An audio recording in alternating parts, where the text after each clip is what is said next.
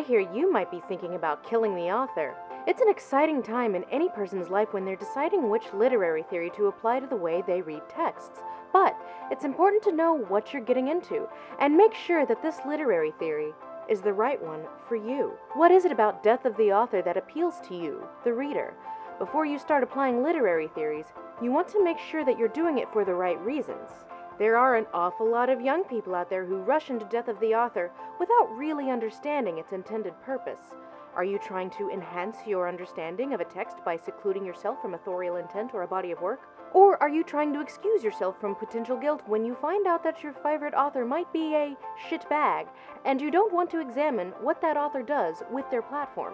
There are a lot of people out there who advocate separating art from the artist, so they won't have to examine the ethics of consuming art from people who use their platform to do things that might be a little iffy, maybe even harmful. Before we jump in, we need to understand that applying a literary theory and examining the ethics of watching The Usual Suspects, knowing what we now know about its director and star, are two very separate issues, and it can be confusing, and you need to be careful not to conflate the two.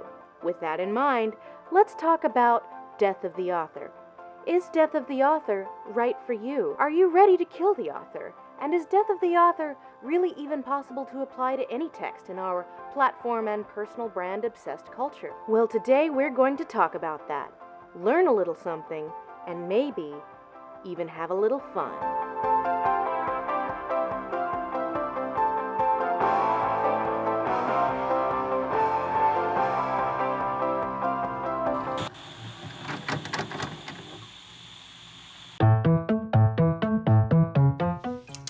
The Fault in Our Stars is a 2012 novel written by John Green. The plot of the novel revolves around two teenagers named Hazel Grace Lancaster and Augustus Waters, the former living with terminal cancer and the latter in remission from his, as they begin a relationship.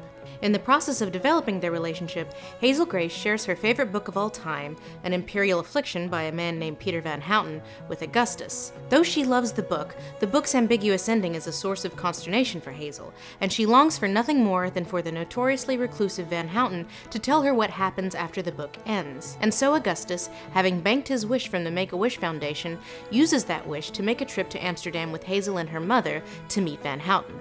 But when they finally meet Van Houten, the two find not the kind, empathetic author that they imagined, but a drunken misanthrope who refuses to answer their questions.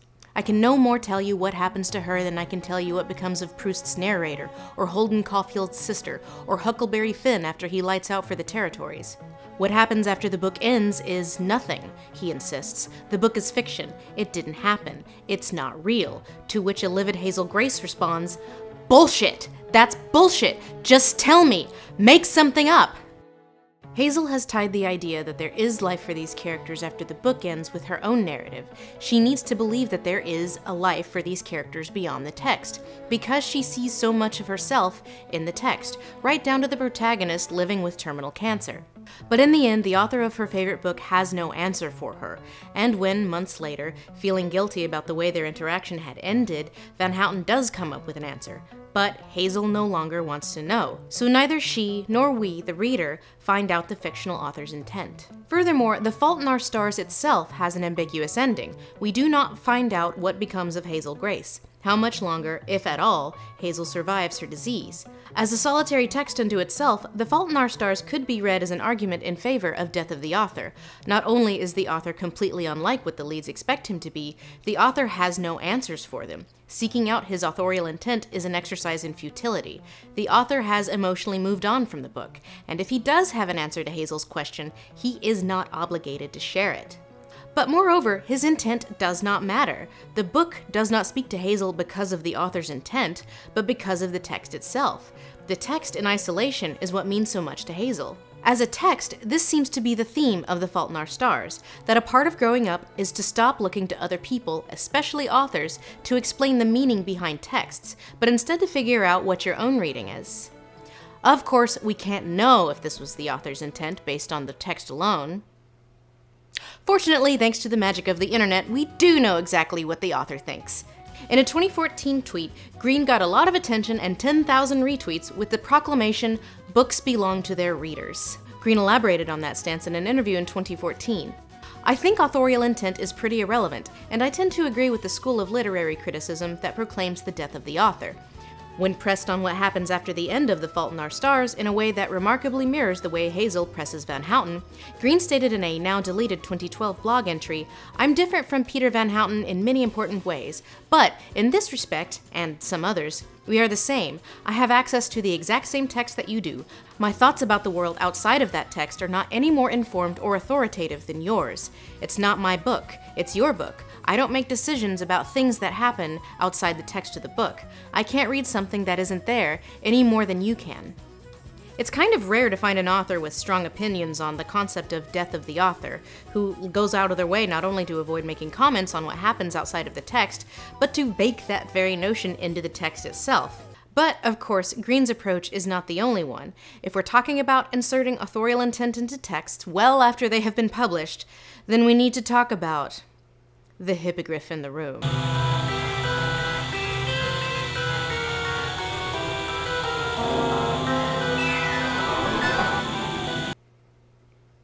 But first,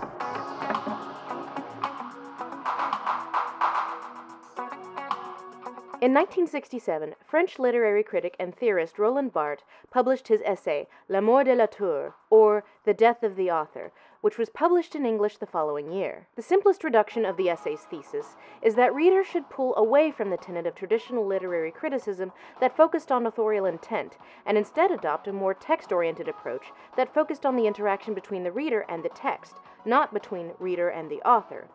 But, to understand how this idea first came about, first, we need to put ourselves into the headspace of French academia in the mid-1960s. Across academia, but particularly in humanities-related fields like literature, linguistics, philosophy, and anthropology, we were seeing a trend away from a structuralist methodology, i.e. a methodology that saw facets of human culture as intrinsically related to a broader, overarching system or structure.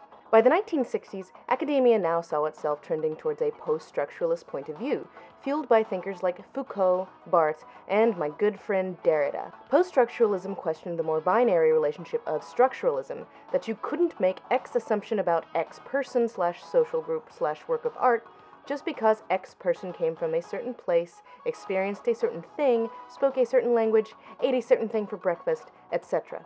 And if it's beginning to sound like post-structuralism involves a lot of complicated French navel-gazing, academic bloviating, that's because it does. But, for the purposes of keeping this short and sweet, we'll keep our discussion of post-structuralism contained to where it concerns Barthes and novelists. In Death of the Author, Barthes argues that writing is that neutral, composite, oblique space where our subject slips away, the negative where all identity is lost, starting with the very identity of the body writing. In other words, Barthes argues that a piece of text is fundamentally divorced from the author who made it, and if it seems like a simple concept now, keep in mind.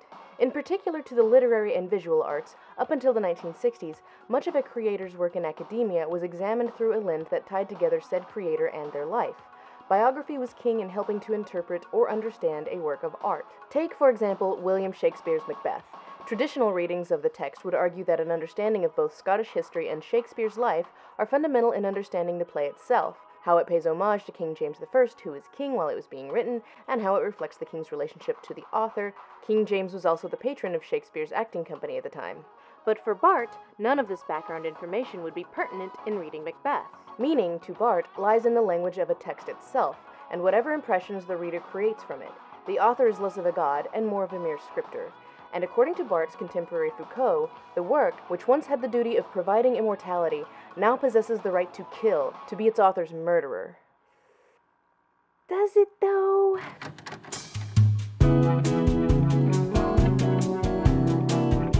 French literary theorists in the mid to late 1960s probably weren't too concerned with pop cultural fan works and their relation not only to text, but to authorial intent and the author's body of work, in no small part because it was not an organized thing in the way it would be only a decade later. But in discussions of Death of the Author and pop culture media, the interaction between author and fans is extremely relevant.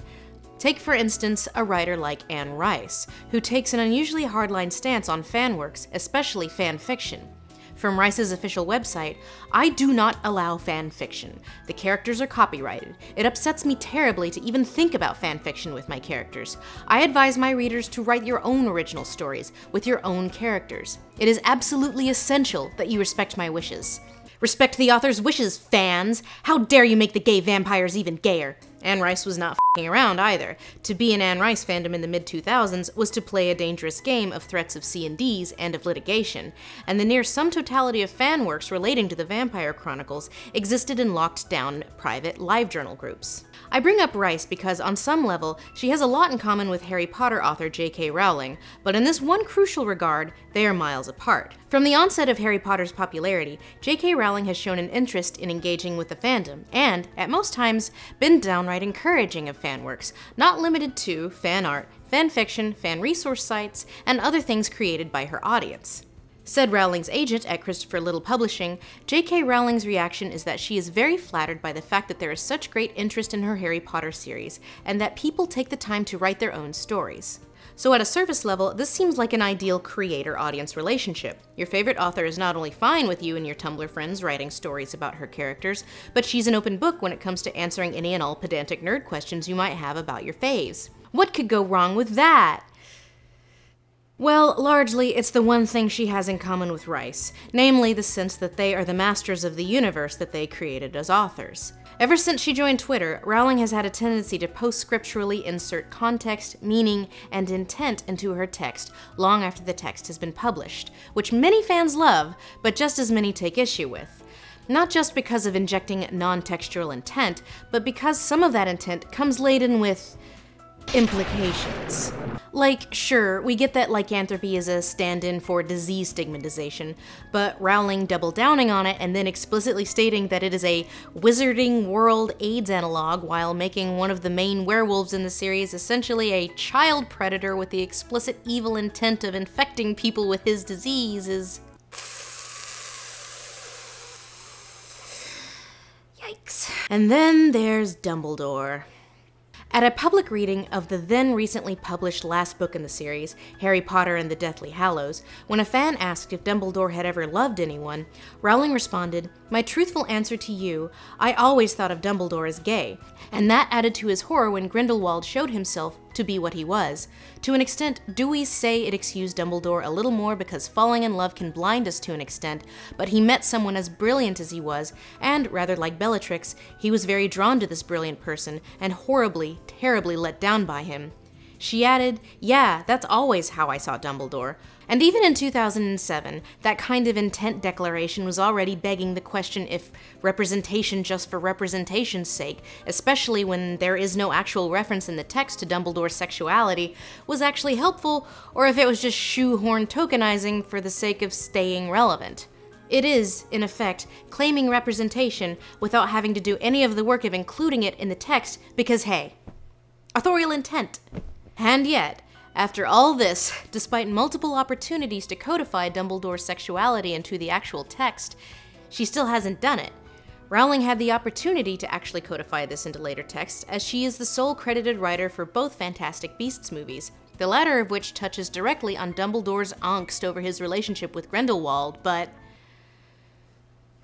no homo. LGBT representation in the Harry Potter verse exists only in the paratext, in the authorial intent. Therefore, according to Bart, it does not exist at all.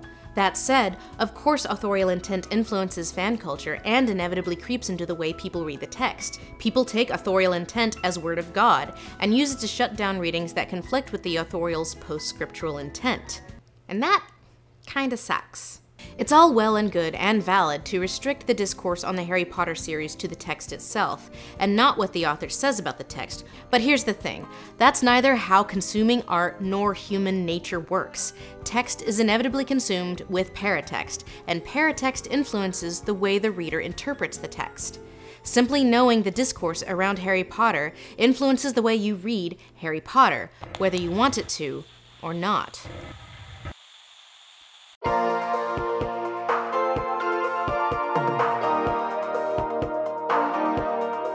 literary theory, paratext refers to material supplied by authors, editors, printers, and publishers. This concept has more recently expanded to anything relating to the text, ranging all the way from cultural context to personal brand, to size and nature of online platform, and, most importantly, to personal identity. It's not that trying to apply Barth's idea is invalid, but that given the way culture is trending and how the focus on personal brand and identity is only increasing, even an author that tries to let their work speak for itself can never really die. Foucault was actually way more hardcore than Barth was. Where Barth stuck to literary theory, Foucault saw the author as a bigger problem within a wider system of thought who got in the way of the discourse. To Foucault, the author is an ideological figure, that people assign meaning to the author's text just by virtue of who is saying it, rather than the meaning inherent in the text. But Foucault considered the decree that the author has disappeared to be an empty one without praxis, and stated that we must locate the space left empty by the author's disappearance, follow the distribution of gaps and breaches, and watch for openings this disappearance uncovers. In the year of our Lord 2018, we call that thing personal brand. And oh, your precious discourse has indeed been overtaken by cults of personality 50 years later. 50 years later, the work does not possess the right to kill, to be its author's murderer, because the work will always be tied to the brand, and in that brand lies a certain sort of immortality. What is brand can never die. Foucault was a big proponent not only of shedding personal identity as it pertained to works, but all the trappings of identity. We would no longer hear the questions that have been rehashed for so long. Who really spoke? Is it really he and not someone else? With what authenticity or originality? And what part of his deepest self did he express in his discourse? What difference does it make who is speaking? How one person of one gender or one race in one time and one place reads Macbeth will be read way differently than how someone else in completely different circumstances will read it. Same with who writes it. And this is a huge shortcoming of Death of the Author in general. It assumes that all people from all backgrounds have equal opportunity. They don't. And that all texts have equal opportunity for exposure based on the merit of the text. They don't. In a perfect world, Foucault would be right, and everyone would have equal opportunity and all texts would be judged on their own merit and not tied to either the author's identity or their body of work. But we don't live in a perfect world, Michel. Therefore, Foucault's ideas, and to a lesser extent Barth's, can really only exist in the world of pure theory, because who tells what story, what their background is, and why they are telling it matters to readers, and is only mattering more and more as time marches on.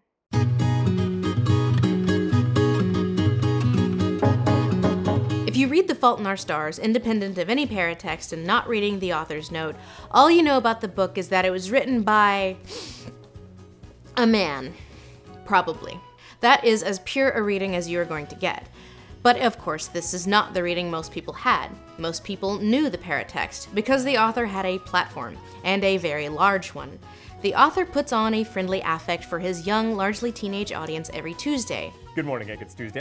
Then you find out that the author was inspired to write the text in part because of an actual human person who lived and died at the age of 16. A human person who was also a YouTuber, who the author became friends with, in large part because she was his fan. And then also, one other person I saw? Yes, that's right. I saw John Green. This is not intent, but it is paratext, and it does influence the reading of the book. As The Fault in Our Stars blew up in popularity, so too did the backlash. Who are you, John Green, to even write this story? Does it make it more legitimate that he knew Esther Earl, or does that make it more exploitative? Is the whole enterprise exploitative? In the years that followed, as The Fault in Our Stars continued to sell incredibly well, the discourse began to focus on the author's identity and the trend of so-called sick-lit that the novel helped popularize. Which is to say nothing of the content of the novel itself. People started to get upset about the fact that Hazel and Augustus share their first kiss at the Anne Frank house. And there are sex scenes in this book. What kind of a grown-ass man writes sex scenes between two dying teenagers? What was that?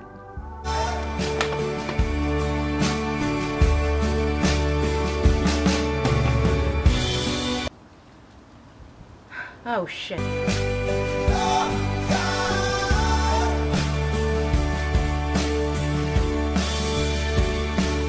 The Fault in Our Stars was a 2012 novel written by me, John Green, in which I, John Green, am accidentally a character, kind of, which is what this video is about, sort of.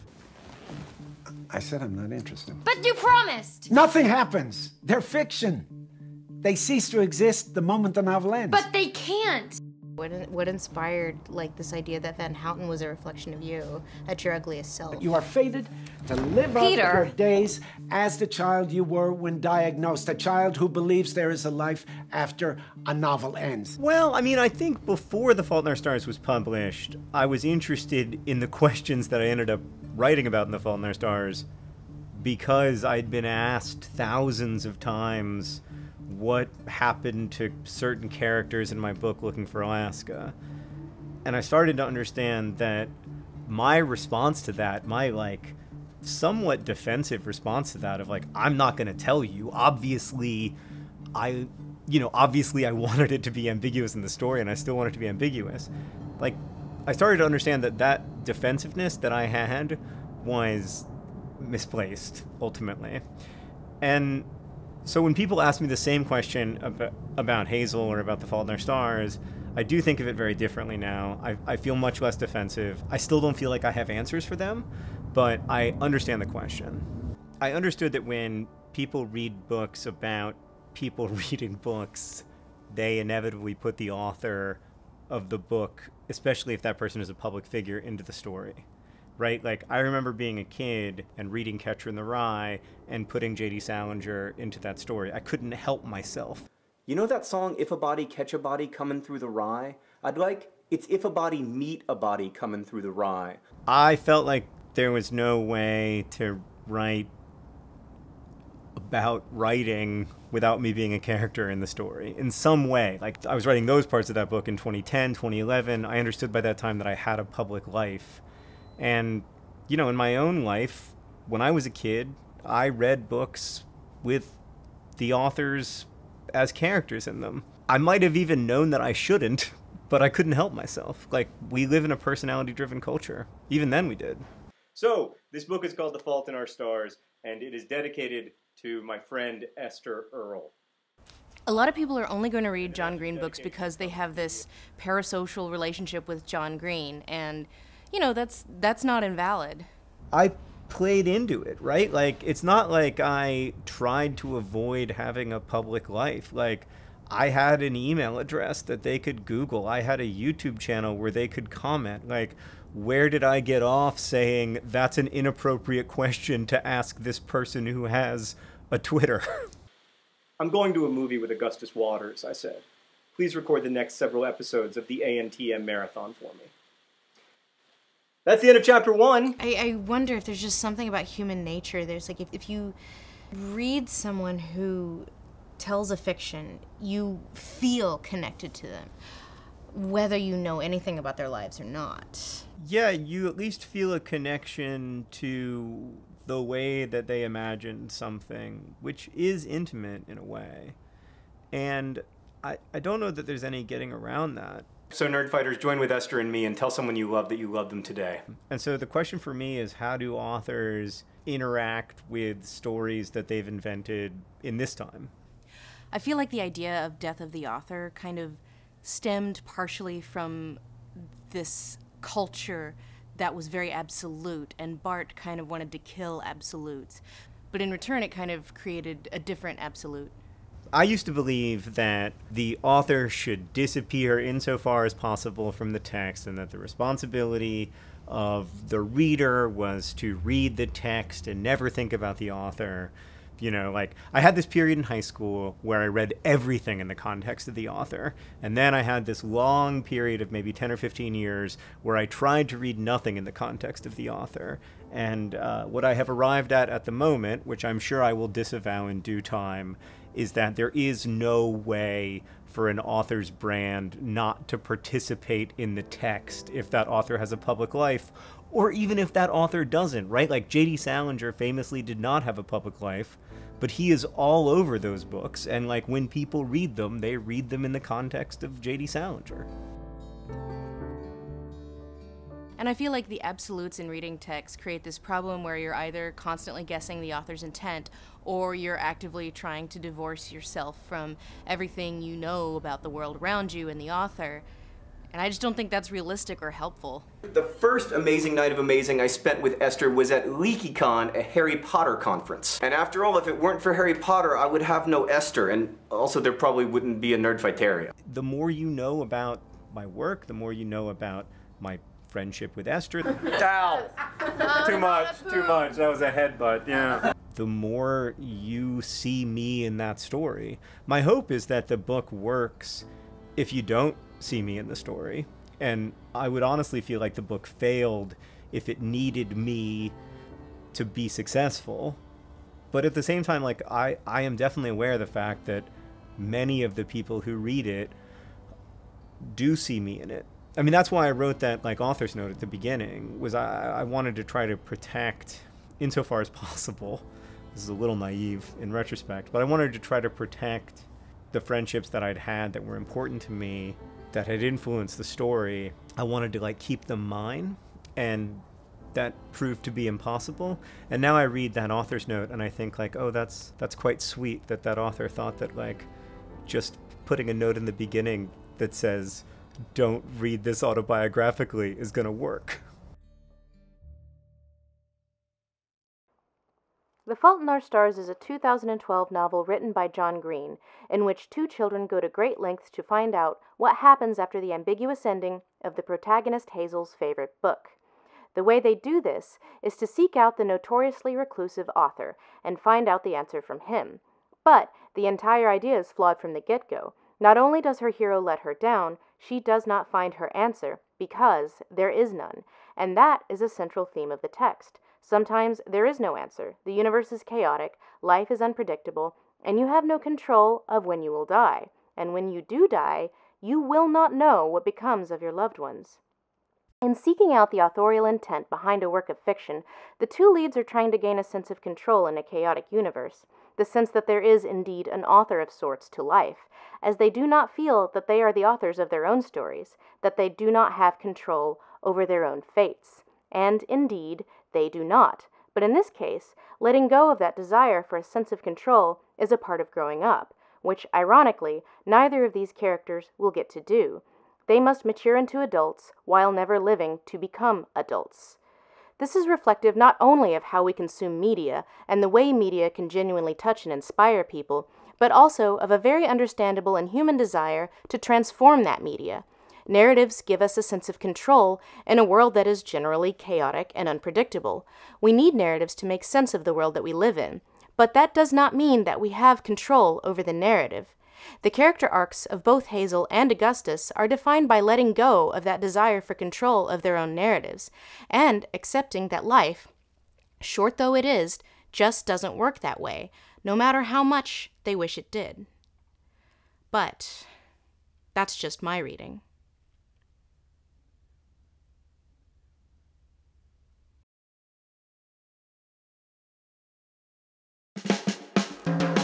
Listen, Lindsay, what would it look like if we all listened more?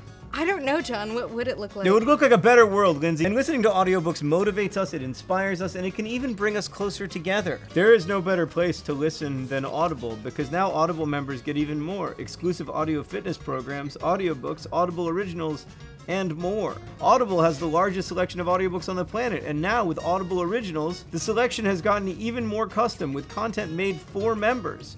Host, pick a book to discuss that resonates with your audience. I recommend Turtles All the Way Down by me. It's read by Kate Rudd. She's so good at that job. Or Audible Originals. This one. Also narrated by Kate Rudd. She did a great job. She did such a good job that they hired her to do this one too. You should just get both of them. Yeah, it's only 2 Audible credits. Yeah. One of them's free. Go to audible.com/Lindsay Ellis. You can do it with audiobooks. Start a 30-day trial and your first audiobook is free. You can go to audible.com/Lindsay Ellis. That's audible.com/Lindsay Ellis to get your first audiobook free. Or text Lindsay Ellis to 500-500. That's Lindsay with an A, Ellis with an E and an I, 2 L's and an S, to 500-500. And get your first audiobook free and make it Turtles All the Way Down. That way Lindsay and I win.